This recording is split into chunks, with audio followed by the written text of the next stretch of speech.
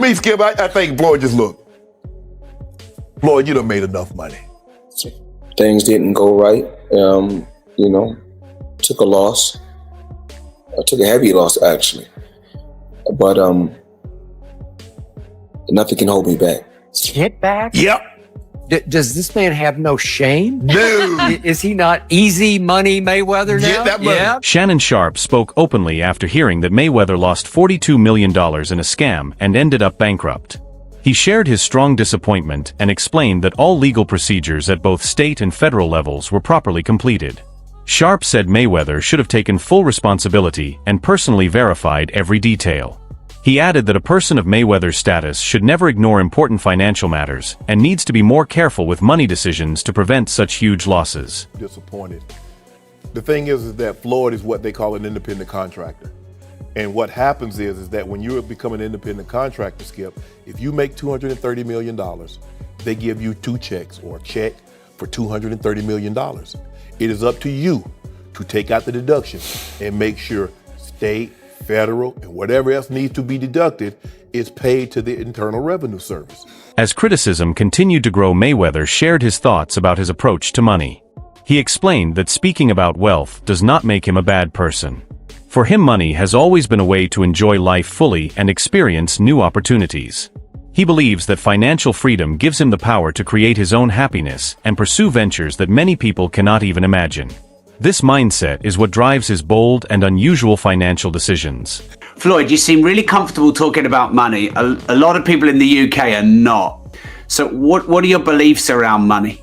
Just because I talk about money doesn't make me a bad person. I mean, I like to have the finer things in life. Money don't make me, I make money. I like to feed my family. We can't feed our family just saying I love you. Money is able to put us in a position so we can have the finer things in life.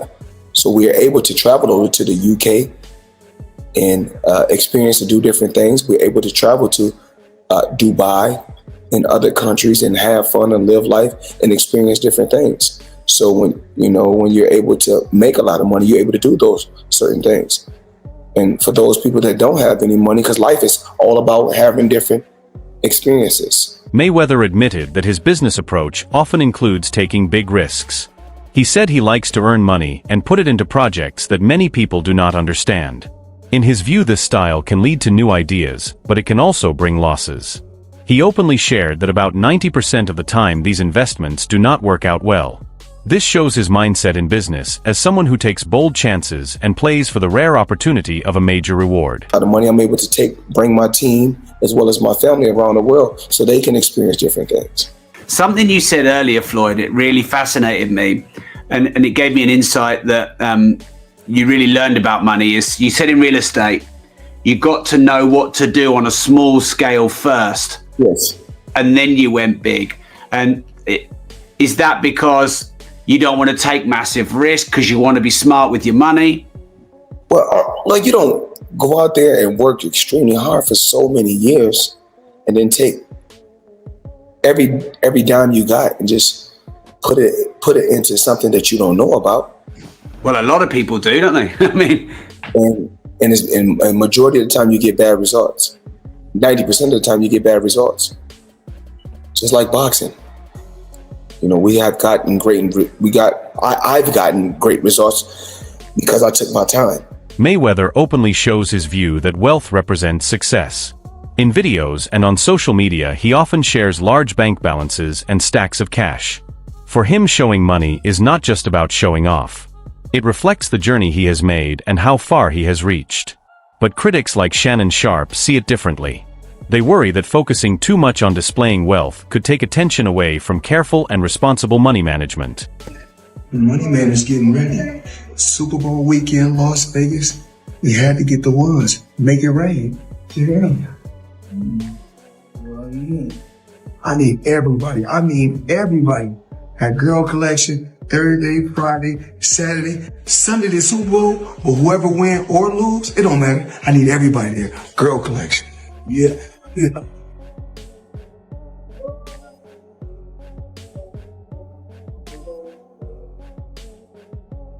Shannon Sharpe did not limit his comments to the scam issue. He also raised concerns about Floyd Mayweather's ongoing exhibition fights. Sharpe said that Mayweather is still selling pay-per-view mainly because fans are hoping to see him get defeated. He added that these matches no longer feel like true boxing contests. Instead, he compared them to the entertainment style of WWE.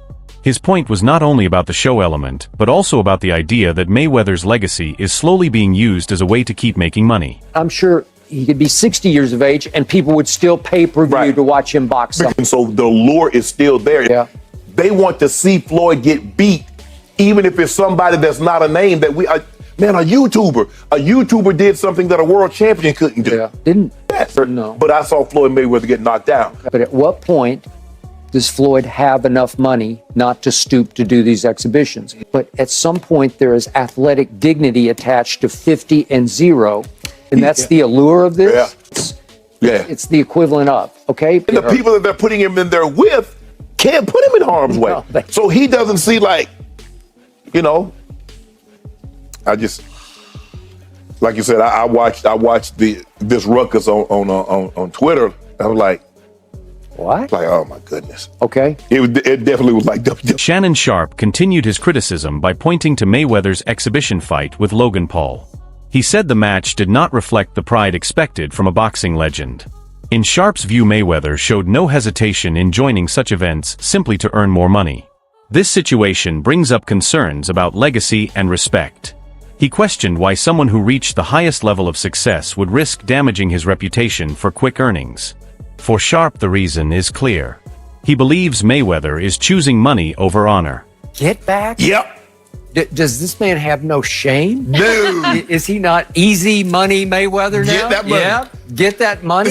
He'll pick up either 15, 20 mil. He was a highly respected champion. Still He is. dominated the sport. Yes. Greatest defensive fighter ever. And you're going to stoop to this? Yep. It's not even the right Paul. It's not Jake Paul. It's the older We get brother. the brother. We get the brother. He's then. easier. Look, I was like, I started with the moment Nate Robinson hit that canvas face first. Yep. I'm like, who can we nominate as an athlete to get our get back?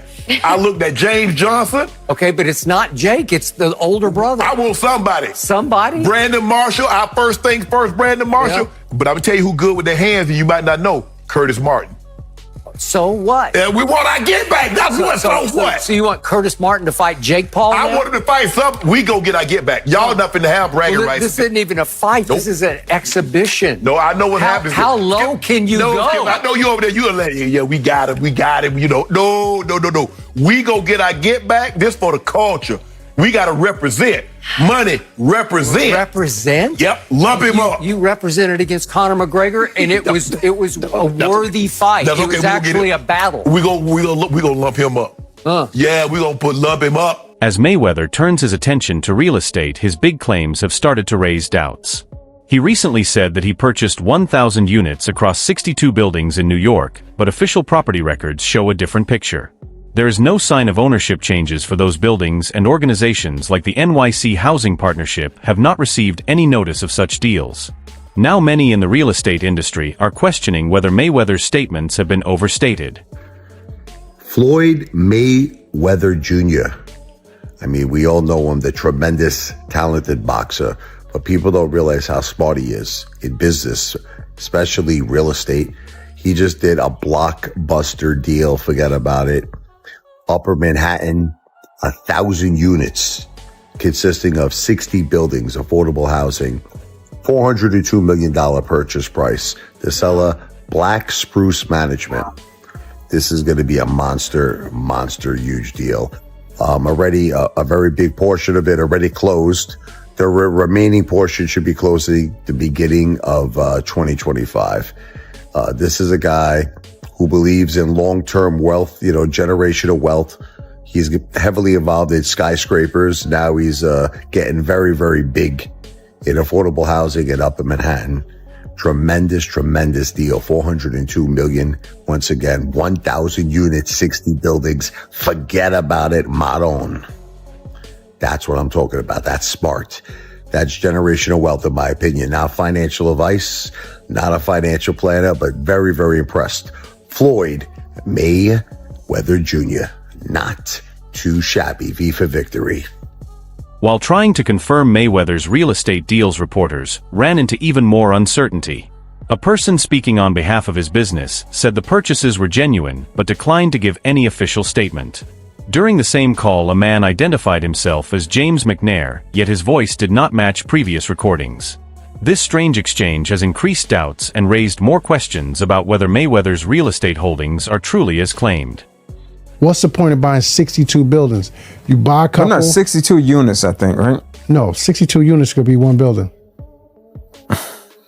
Yeah, it could be. They got buildings with 90 units and Yeah, it's 100 true. and some units. He has 62 multifamily units. That's what it says. So that's 62 buildings. Like you just said, it's probably so 62 think about buildings. it. Yeah. If he has that, some of the buildings might not be in the best condition. Right. So knock it down and build, or knock, if they're side by side, knock both of them down. Don't renew the rents. Let them move out and then build a skyscraper. Or if he makes commercial properties out of some of those. That's what I'm saying. The person who said he was speaking for Mayweather explained that Floyd's interest comes from his childhood in affordable housing. Because of that background, he felt connected to rent-regulated properties. The idea of earning profits while also supporting communities appealed to him. After embracing this vision, he reportedly became eager to invest on a large scale. While this story sounds inspiring, critics question whether this emotional angle is being used to support unclear or possibly exaggerated business claims. He's collecting rent, hustlers. You know how much rent that is? And guess what? I don't know his paperwork, but obviously if you spent that much in real estate, it looks like he spent it in one shot. But even if he didn't, but usually he did. And if he dealt with the same person, you get a deal, right? So through these deals, he's making money. It's definitely an income situation. They're all apartments. It's not a commercial building. They're all apartment buildings, which are commercial, but they're apartments. So guess what? $402 million in real estate. Hey, he's $500 million in real estate just off apartment. Mayweather has become more focused on real estate in recent years, but as he makes bigger claims, some experts in the industry believe he could be overstating the scale of his investments. While he may aim to combine financial gain with helping communities, unclear records and bold statements are raising doubts about the true extent of his holdings. This has left the public torn between respect for his ambition and skepticism about his claims. Hey, who said Floyd ain't still out here doing big deals? Money Mayweather just inked a massive $402 million real estate deal in New York City, buying up 60 apartment buildings from Black Spruce Management, the equivalent of 1,000 apartment units. Now, Floyd said the goal is to be able to provide affordable housing to families that need it. Most of the units are located in Upper Manhattan. And he said that when he was a kid, his dream was just to be able to own a home and that you can achieve anything if you put your mind to it. Damn, Floyd just bought the block. I'm proud of Floyd. He's come a long way. This is a guy who was once seen burning money in a nightclub. He spent $17 million on a watch. Not to pocket watch him, but people looked at him for years like, yo, he wastes a lot of money. Does he ever give back? And now he's providing affordable housing? Damn, Money Mayweather's come a long way. This is a real good look. It shows evolution. It shows maturity. Not to mention, it's always great to see another person of color become a landlord in New York City. Long before these controversies, Mayweather created his fortune by taking risks on himself. He famously wagered $750,000 on one of his own fights, a daring choice that started his move into business. From there, he managed his finances on his own, without following the usual paths of professional management.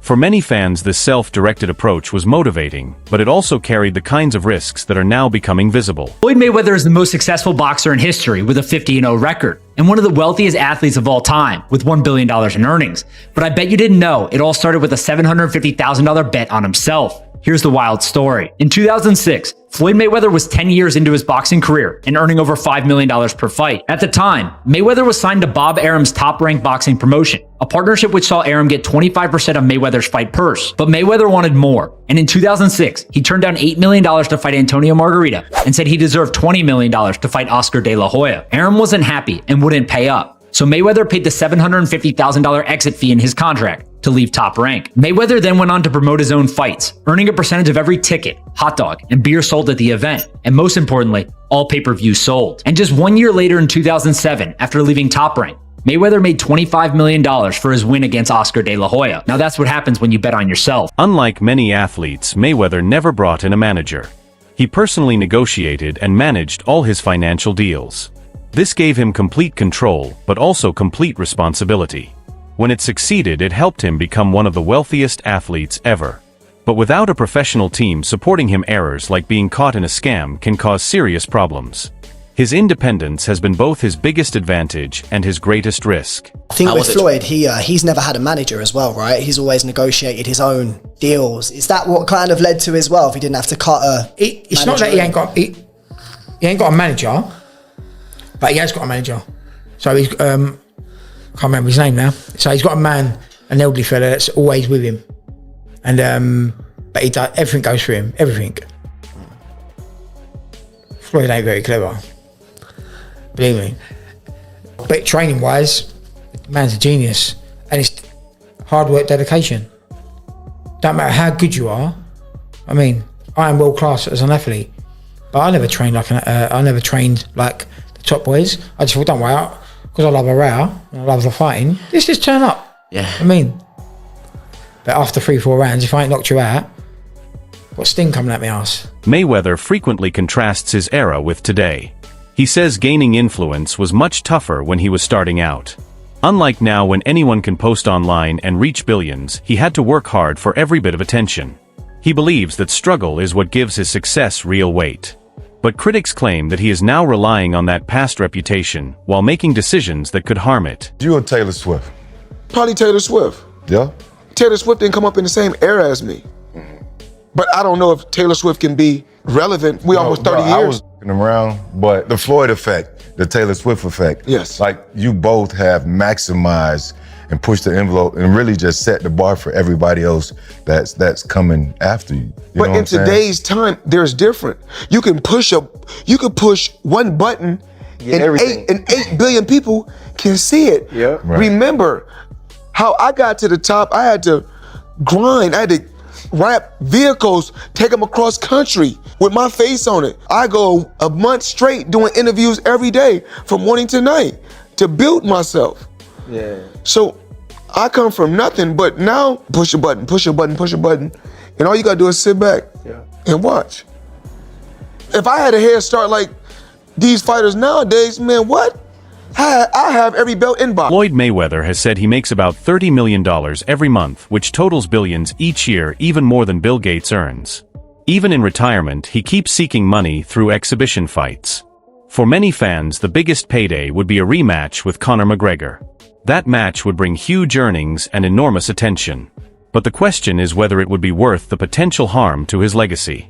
This is still unanswered, and both fans and critics are watching closely. What would be the value in seeing it a second time? The first one wasn't bad, but the whole thing was this notion of suspense and unpredictability, and what would it be? Well, you got to see what it was. He got marched down and beaten up. Yeah, it seems like Floyd might realize within himself that that's the last giant money fight he can make. It would have to be as close to a real fight as possible. I mean, it's a Conor who can still throw his hands, although to your point, the brand is damaged, and he needs a win badly in the UFC to revive that. But I wonder if Floyd at 45 is saying to himself, if I've got to fight one more time, a real fight, and that Logan fight was weird, and Floyd, I think, didn't expect to have to navigate it the way he did. I wonder if Floyd thinks this is it. But even that could be a trap fight for him, Luke, because of his age. You never know, okay? But to your point, it's hard to get amped up for it unless one or both of them is sort of riding a certain level of momentum. That's all for today's video. Keep watching for more. See you next time.